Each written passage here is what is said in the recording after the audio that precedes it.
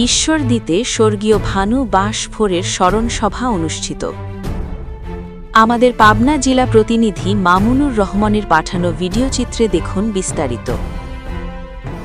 বাংলাদেশ বাসভোর হরিজন কল্যাণ পরিষদ রাজশাহী বিভাগীয় কমিটি কর্তৃক আয়োজিত বাংলাদেশ বাসভোর হরিজন কল্যাণ পরিষদ কেন্দ্রীয় আহ্বায়ক কমিটির সাবেক প্রধান আহ্বায়ক স্বর্গীয় ভানু বাসভোরের স্মরণসভা।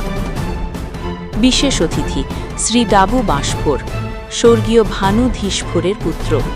সভাপতিত্ব করেন শ্রী দীপক রাম বাসভোর।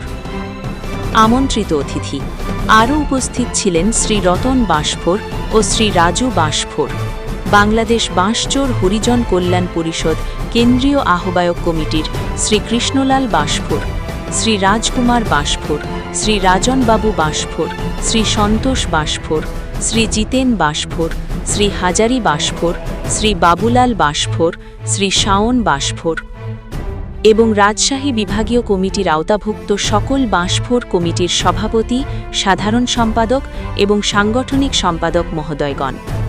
সার্বিক সহযোগিতায় ঈশ্বরদী নবনির্বাচিত বাসভোর কমিটি, স্থায়ী কার্যালয়, দড়িনারিচা রেলগেট, হরিজন কলোনি, ঈশ্বরদী।